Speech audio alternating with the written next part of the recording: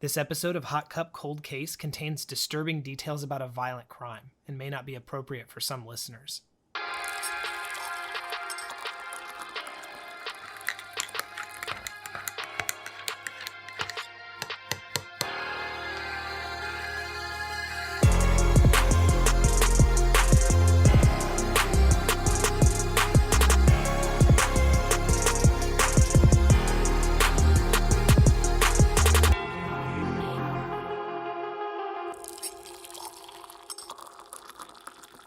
I'm Brant. I'm Rachel. And this is Hot Cup Cold Case. Where every couple of weeks, or once a month, whichever comes first, we sit down here in our apartment and share with you the two things that keep us up at night. And the first is a hot cup of caffeine, which we've got right here.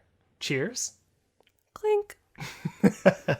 And the second is a cold case.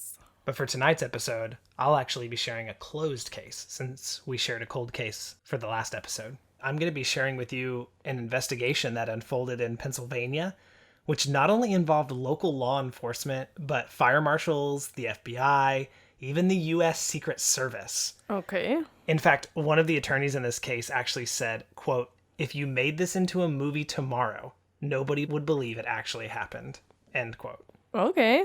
But before we get to that, let's catch up. It's been a while. I know. Sorry, podcast family. I have had some health issues, and we have been taking it a little slower than normal. Yeah, and I've been busy taking care of you and writing new episodes and hosting your parents who came in town a little while ago. Yes. It was great to have my parents in town. Our daughter and my parents are besties, so... Yeah, your parents and our daughter treated it like it was one long slumber party. Oh, yes, and it was so cute. And when they weren't staying up late, they were down at the pond fishing. And she was so proud. My dad and Brant taught her how to fish, and she did better than all of us. Yeah, I was going to say, I think she taught me how to fish.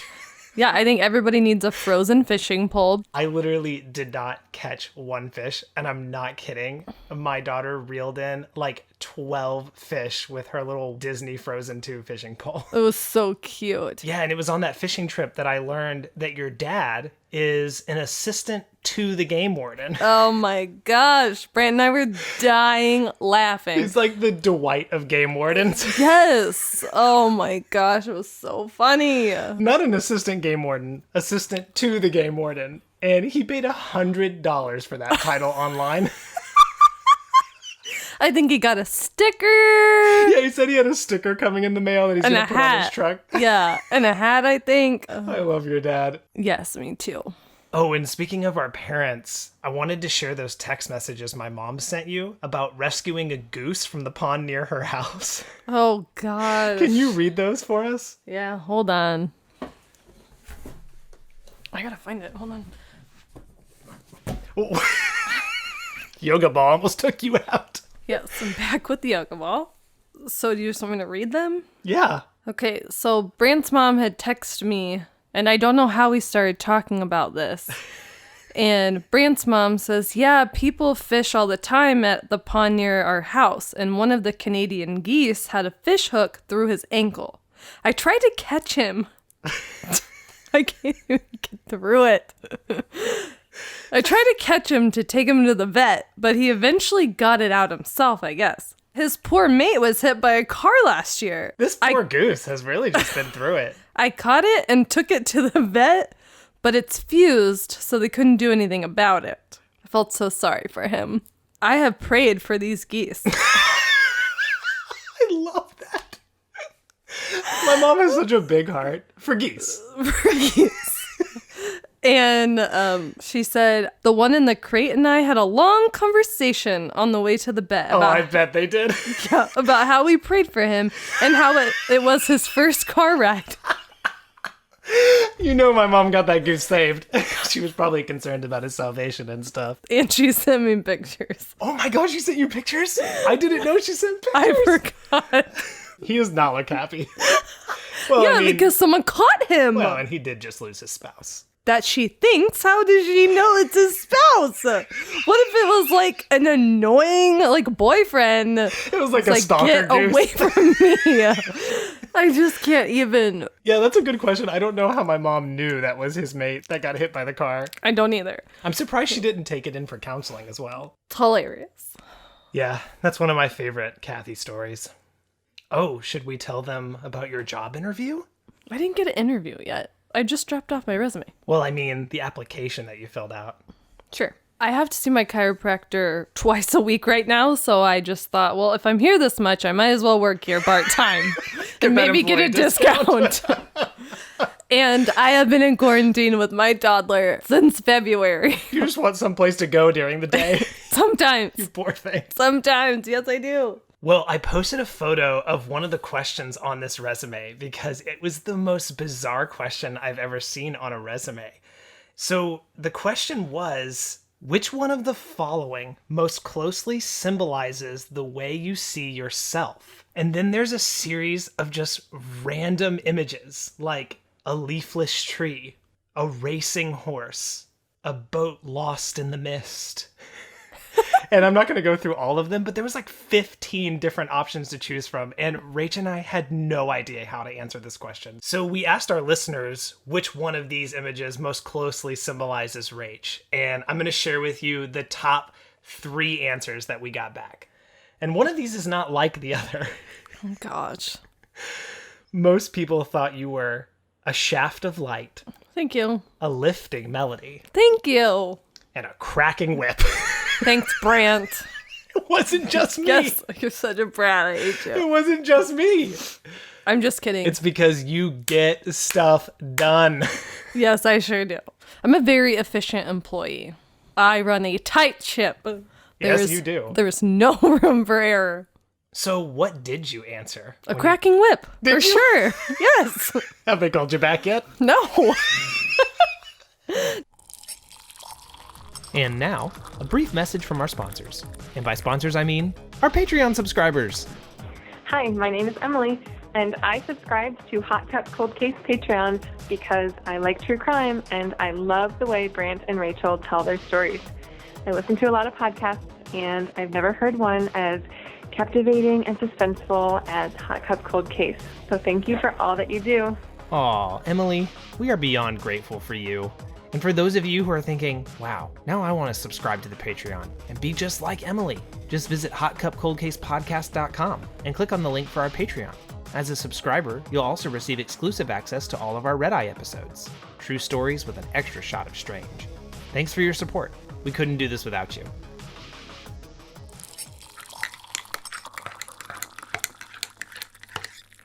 All right, you ready to hear about tonight's closed case? I am. All right. Buckle up, Buttercup, because I'm about to share with you the case of Maria Spencer and her father, Rocco. I'm going to need your help telling this story. I don't know this story, though. Oh, I know, but I'm going to have you read some text messages and voicemails, as if you're the crazy woman who wrote them. Oh, great. Okay. So, Frank Spencer and Maria Sinuti first met back in the 1990s. Maria was smart and vibrant, with a degree in law, which she had earned in Georgia. But it was her wild side that seemed to capture Frank's attention. Frank's friends said, quote, he liked the crazy, end quote. And by February 1997, the two decided to elope. Soon afterwards, Frank and Maria had a son together whom they named Cyrus, followed by a daughter whom they named Frankie. Frank's family owned a junkyard which was located behind Frank's childhood home, and when his father decided to retire years later, Frank decided to take over the family business, while Maria began coaching their daughter's soccer team. But not long after that, their marriage began to fall apart. One of Frank's lifelong friends, Joe Yaduk, said, quote, Frank was disappointed that Maria wasn't taking that much of an interest in the kids, end quote. I thought she was coaching her soccer team. Yeah, that's true. Okay. But apparently Frank felt like she was disengaged. Okay. So over the next few years, the Hemlock Township Police responded to several calls about escalating domestic disputes at the Spencers' residence. Frank told the officers that Maria had repeatedly threatened to kill him, and sometimes even in front of other people. Oh, gosh. That same friend, Joe Yaduk, said, quote, you could tell there was just venom.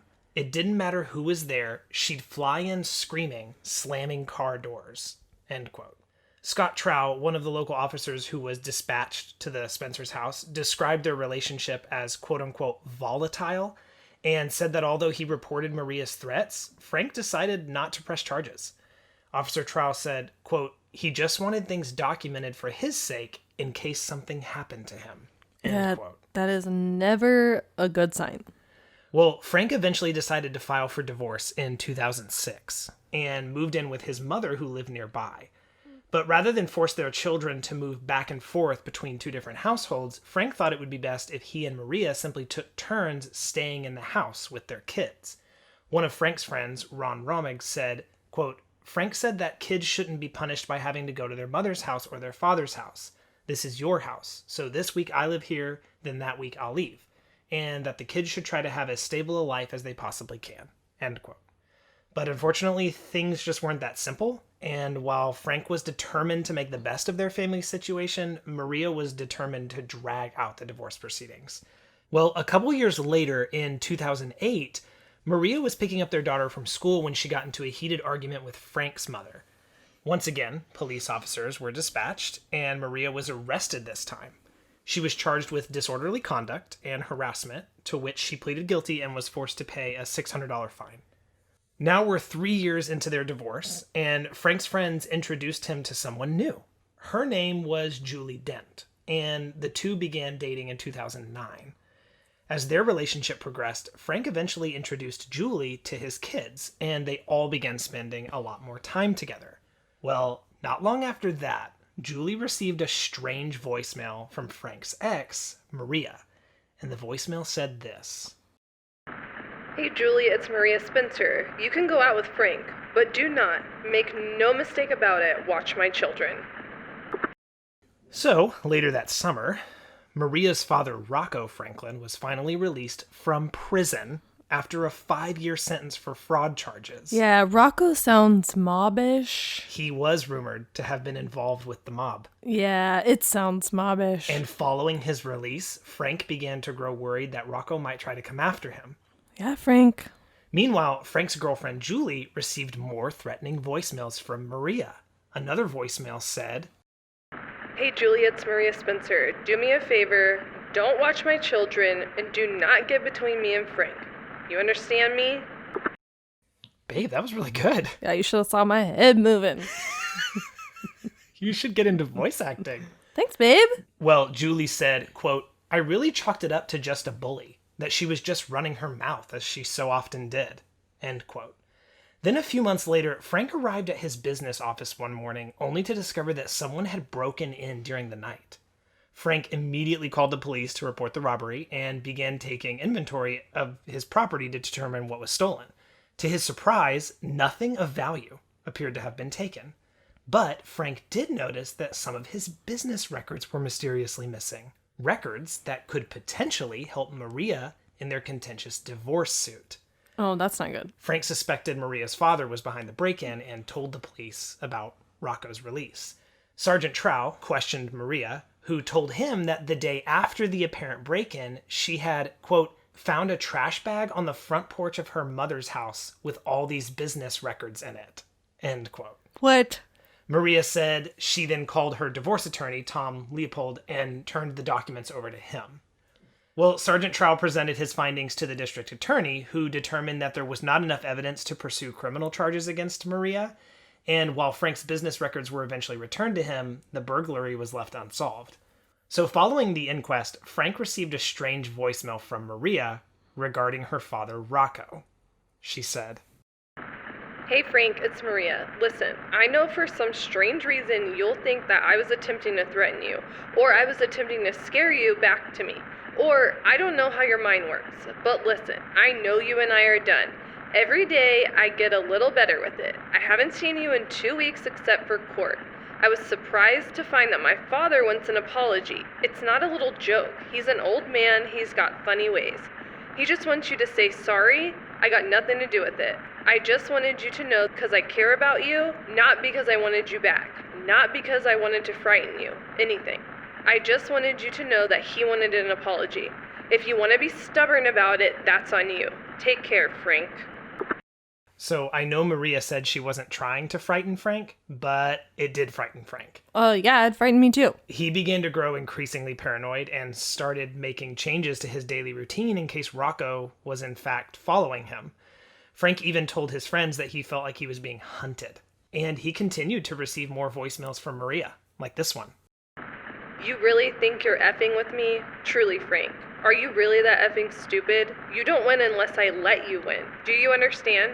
You don't win. I'm not effing with you. I mean it. I'm effing done. You didn't get the last message? I told you to apologize to my dad. You know what? Don't effing apologize. I don't care anymore. Don't care. So by November of 2010, Frank and Julie wanted to get away for a while and began planning a much-needed vacation in the Caribbean together. All the while, Julie was still receiving text messages from Maria, including one that reads, He says he loves me and he didn't want to disappoint you on your only vacation this year. Do you want to know if he loves you or me? So the night before Frank and Julie were scheduled to fly out, Maria asked Frank if he would be willing to sit down with her and discuss their pending child custody suit.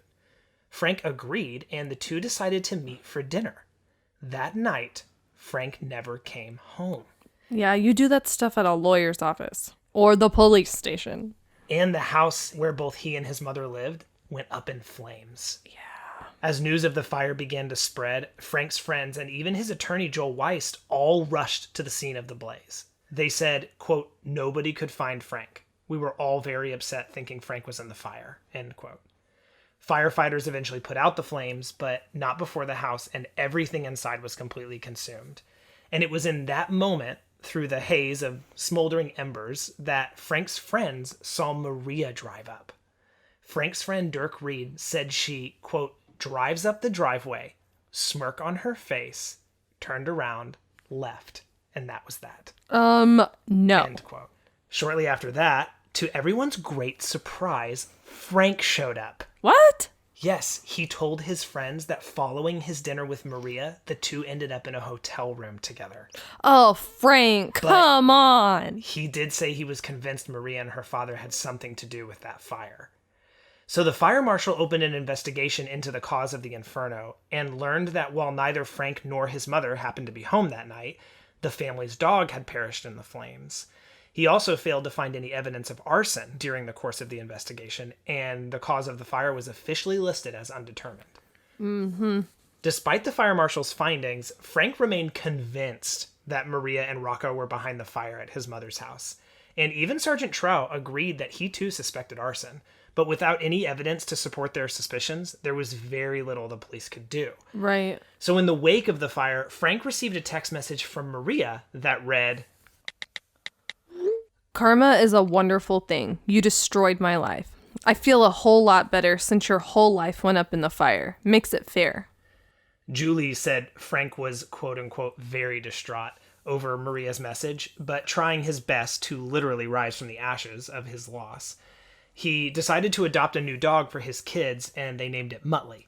Meanwhile, Maria's seething resentment towards Frank and Julie was only getting worse. At one of their daughter's soccer games, Maria actually screamed at Julie that her house was next, followed by a text Maria sent to Frank that read, I will make Julie lose her job, her home, and you. Yeah, she ain't crazy at all. Well, a few more months passed, and then one night, while Julie was home alone, she was suddenly awoken from sleep by the sound of glass shards shattering the silence. She said, quote, I came to the top of the stairs. As I was about to round the corner, I was greeted by a fireball. Oh, gosh. A literal fireball coming up the stairs. Oh, gosh. End quote. So Julie managed to make a quick escape by crawling out a second floor window onto the roof of her covered porch and then jumping down to the ground. Mm-hmm. And just like Frank, she too lost everything in the fire. Gosh. And another fire marshal was tasked with investigating the cause of the blaze, but he couldn't find any evidence of arson either. There was a fireball in her house. Come on. No. However, Frank's attorney, Joel Weist, discovered something in the ashes near one of the property's side windows. And he pointed it out to the fire inspector that Julie's insurance agency sent out the next day. Joel said, quote, there was a car jack lying on the ground.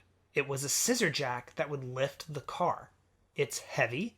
It's steel. It was used to break that window in. End quote. The inspector also noticed a path through the nearby weeds where they also discovered an empty container lying next to a road flare. Joel said the items appeared to be, quote, the makings of a firebomb, end quote. And the fire marshal revisited the investigation into the fire. This time, he determined that the stairs inside Julie's home had been saturated in gasoline and officially attributed the cause of the fire to arson. Well, thanks. However, the investigation was unable to determine who was responsible for the crime, and no one was ever arrested. Oh, come on. 18 months later now, this is 2012, Frank and Maria's divorce is officially finalized, and a local newspaper even published a story about it. That summer, Frank and his close friend Joe Yaduk were fixing up some go-karts in preparation for an upcoming race their kids were excited about. Joe said he had been texting Frank about some issues with their go-karts that they needed to address, but Frank never responded. So on July 1st of 2012, Frank's mother became concerned when he didn't show up for his son's baseball game, and she asked Joe if he would check on him. Well, after trying and failing to get a hold of Frank by phone, Joe decided to pay Frank a visit and drove over to his house in Bloomsburg. Joe said, quote, "I'll never forget it. I was pulling down the driveway, and I thought, I hope I don't find him dead," end quote. Upon arriving at Frank's house, Joe found his friend lying on his back in the tiled entryway of his home and rushed to assist him. He said, quote, "He had this look of peace, calmness that he hadn't had in a long time. Gosh, that's horrible. I stepped over his legs, and I noticed what looked like dried blood on his ear. Now I realized what happened, and that he wasn't alive," end quote. So Joe immediately called the police, and Detective Sean Williams was dispatched to the crime scene. When he arrived at the house, he discovered that Frank appeared to have been shot twice. And he noted that the victim's truck and his dog Muttley were both missing. He also noted there was a significant amount of blood on the front porch outside, and said, quote, "The blood had striations in it like it had been pushed with a push broom in an attempt to clean it up," end quote. Weird. So Frank's friends told investigators that they suspected Frank's ex-wife Maria and her father Rocco were responsible for his murder. Deanna Reed said, quote, "We knew it was Maria. We didn't know who else might have been involved, but we knew it was her," end quote. Right. And Frank's friend Dirk Reed told investigators, quote, "Frank told me where it was going to happen. It was going to be at his house," end quote. Oh, gosh. And Paul Siciliano claimed that Maria once told Frank, quote, "You're gonna get shot in the head. She told him that," end quote. But detectives had to remain open-minded, and they said, quote, "Just because everybody in town was saying, I think Maria did this, I think her father did this, we couldn't just assume that," end quote. So they began collecting evidence from the crime scene, beginning with a bloody footprint they discovered next to Frank's body. The tiles bearing that imprint were removed and sent to the FBI for analysis. Next, Detective Williams discovered something in the kitchen that he thought was odd. A single yellow cleaning glove lying on the floor. Detective Williams said, quote, "You expect to see a cleaning glove in the kitchen, but not lying right in the middle of the floor. And the mate for the glove was actually inside the sink," end quote. Yeah, that's weird.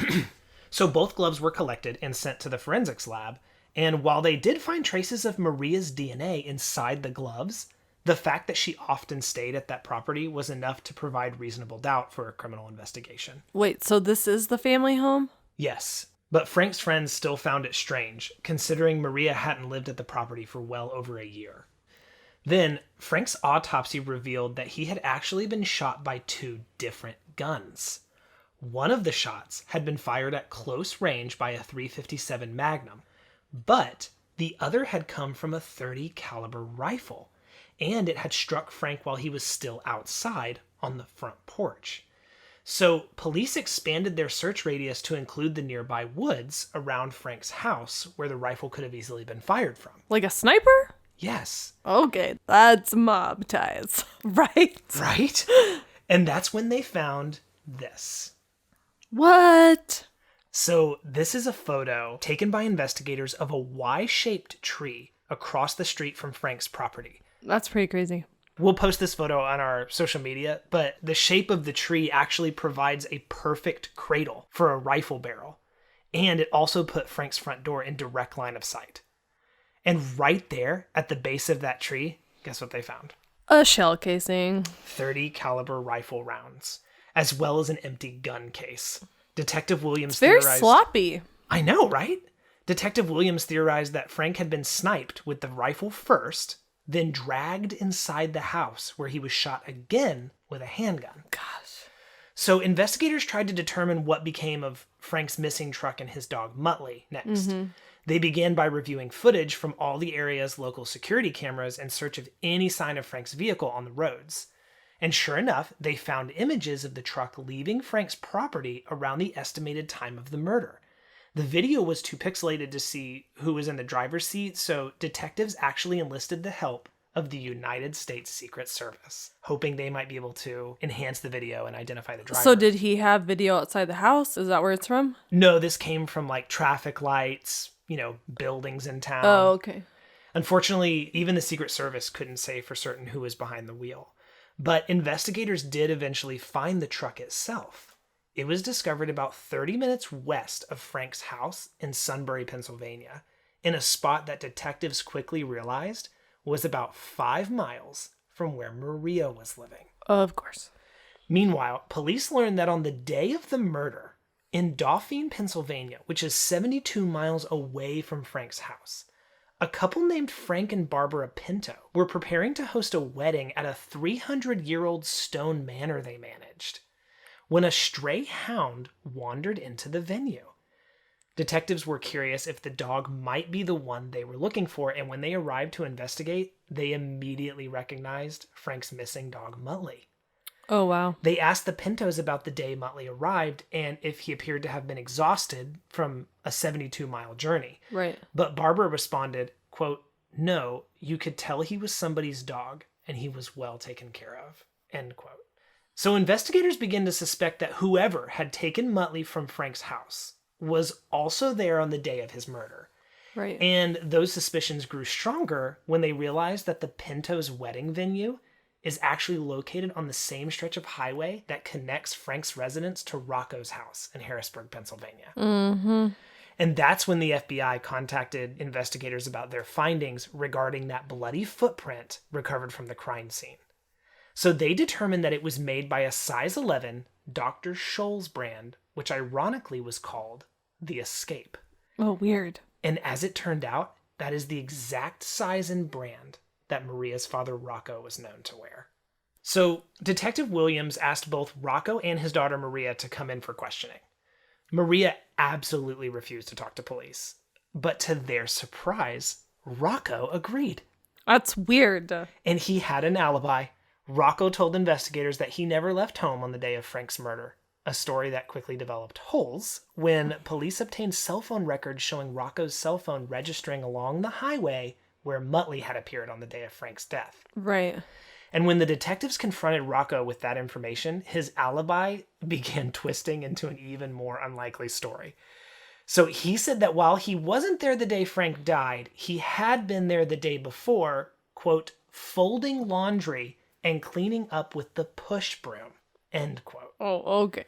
He also claimed that he had taken Frank's truck for a test drive because he was considering buying it, and that Frank suggested they wrestle for it.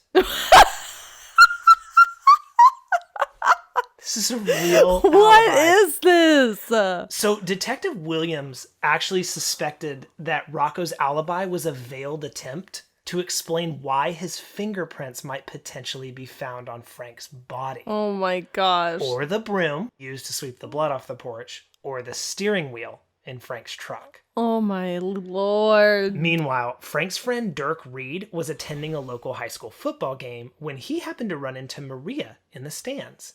He said, quote, "So I just sat down beside her and I said, I just want to let you know, don't worry about me around your kids. I'm never going to say anything to disrespect you or Frank around your kids." And she looked at me and goes, "That's why you're still alive, Reed." Mm-mm. And Dirk responded, "I just looked at her and said, tell your dad I said hi." And she went off. End quote. Yeah. Weird. Get away. A few months later, in 2013, a grand jury was finally convened, and both Rocco and his daughter Maria were expected to testify. So, armed with records of Maria's voicemails and text messages, prosecutors asked Maria if she had ever threatened either Frank or his girlfriend Julie. Maria swore, under oath, that she hadn't, and by the time she was finished taking the stand, she had racked up a dozen counts of perjury, which were added to the case investigators were building against her. Another year passed, and then in July of 2014, Rocco and Maria were officially charged with Frank's murder. So, armed with a warrant for their arrest, Detective Williams quickly apprehended Maria, but her father Rocco had mysteriously vanished. Investigators soon learned that only 36 hours after he testified for that grand jury a year earlier, Rocco had left the country on a plane bound for Colombia. Okay, were they not watching them for a whole year? Maybe that's where his mob experience came into play. So detectives began trying to retrace his movements, and it wasn't long before they tracked him down to an address within 4 blocks of the U.S. Embassy in Buenos Aires, Argentina. Detective Williams arranged for Rocco's extradition and said, quote, "I couldn't believe that it was sort of that easy," end quote. Yeah, that's nuts. While Rocco fought to remain abroad, his daughter's trial was set for the fall of 2015, and prior to the court hearing, prosecutors offered Maria a plea deal if she would agree to testify against her father. Maria said, quote, I immediately said no, not because I would have to testify against my dad, but because I was not going to plead guilty to murder or any other charge because I did not do these things they said I did.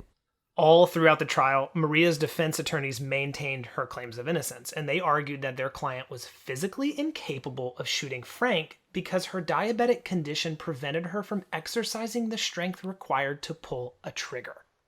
Okay. Additionally, they pointed out that Maria's petite 126-pound, 5'5" frame made it highly unlikely that she had shot her ex-husband and then dragged his 275-pound body inside the house. Next, the defense presented testimony from an ex-con named John Ulrich, who had served time with Rocco while at a federal correctional institution. John told the court that Rocco not only told him about Frank, but also wanted him to, quote, take care of the problem, end quote. Okay. But John said he refused to be a part of it. Next, the prosecution presented their case, beginning with testimony from Maria's co-workers at the Pennsylvania Human Relations Commission.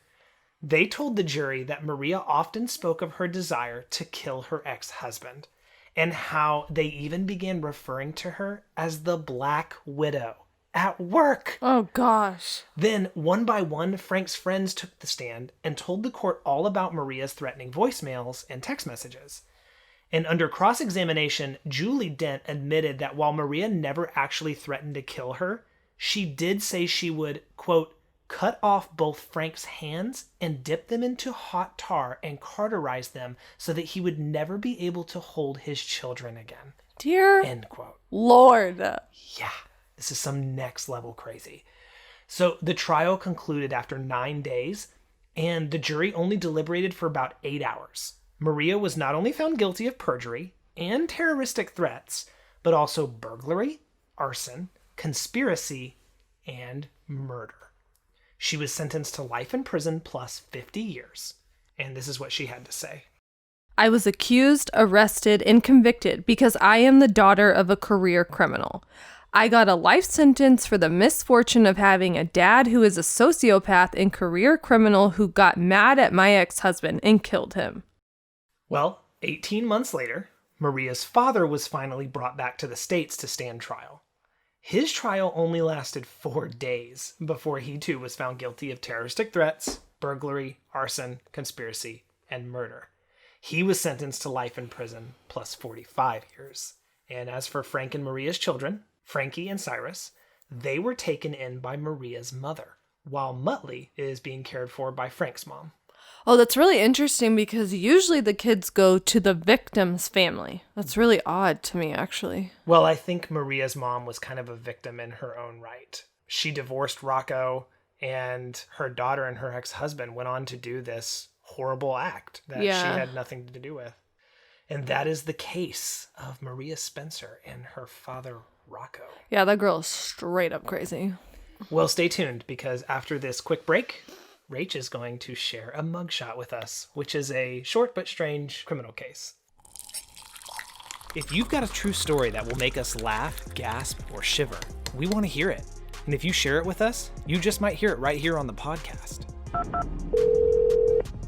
So this is my story that actually happened to me, and I don't tell a lot of people this because I feel like people think that I'm lying. One time, I was coming to actually check on the house. Walk in the house, put my stuff down, and then I turn towards the living room, and I see the TV's gone and glass all over. So I did 911 calls. I won't give all the details, but we did have a call. It was a homicide, and it is a boy. He had essentially pretended to be dead. I'm laying there, I still can't fall asleep, and all of a sudden, I look at my window, and there is someone staring right at me. Just call our Hot Cup Cold Case voicemail at 864-MY-STORY. It's 864-697-8679. Or send us a message at hotcupcoldcasepodcast.com. Thanks for sharing your stories with us.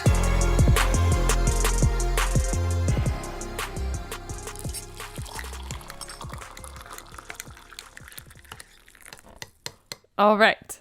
There's a beautiful historic home for sale in downtown Fayette, Missouri right now.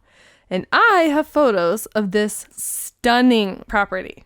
So this one is a 3-story, 2-bedroom, 1.5-bath home that supposedly underwent more than $1.5 million in renovations in 2005. Wow. But it's currently listed for only $350,000. It's gorgeous. And it's listed for $350,000? And it has 2 bedrooms? Right. So here's the front of the home. And we'll put this on our Facebook and Instagram. So it's super cute. This is the bathroom. Wow. Rachel, that bathroom is nicer than our apartment. Yeah, shut up. So this listing includes at least 70 stunning photos with a caption that reads, "Wait till you get to picture 30. So I'm going to show you picture 30 right now. Okay. This is a photo of a door in the kitchen. What do you think is behind this door, Brant? Oh, weird. So there's like this normal kitchen door, and it's open, and behind it is what looks like another door that's made entirely of steel. I mean, honestly, it looks like a dungeon door. So, in 1875, this property was actually the Howard County Sheriff's house. And that doorway that you see in the kitchen leads to a fully functioning 2,500 square foot jail. What? Complete with 9 cells. Oh my God. A booking area. And My God. and a half bath. Wait, where was this jail when I was looking at the house from the outside? Exactly. 9 cells, you said? So you go through the kitchen into this, Miniature Alcatraz. right, it's very industrial looking, totally opposite of what the rest of the house looks like. So, did these prison doors work? Was this a real prison? Yes, it's a fully functioning prison. That is wild. Can you imagine if we bought that house, Rach? I'll tell you one thing. My daughter would think twice before she sassed me again. That's right. That's right. Forget grounding her. Be like, go to your prison. Go to your cell. That's horrible. Oh my gosh, it's so bizarre. The only thing I could see it kind of being cool is someone could rent it out as Airbnb pods. Wait a minute. Jail B&B. Jail B&B. Yes, let's buy it just to rent it out. Well, just a reminder, folks, we love hearing from our listeners. You could just call our Hot Cup Cold Case voicemail at 864-MY-STORY. And if you have a story that you want to share with us, you just might hear it right here on the podcast. And even if you don't have a story, please share the podcast with your friends and encourage them to listen. The more listeners we have, the more stories we can collect and share with you. Also, if you are enjoying the show, please rate and review us. It only takes a couple minutes to do it, and it goes a long way towards helping us become one of the trending podcasts on Apple Podcasts. Hot Cup Cold Case is written and produced by Brant and myself, with music by Young Kool-Aid. If you ever need your mug filled Or your spine chilled. This is Hot Cup cold case. Okay, Delilah. Throwback. You're a weirdo.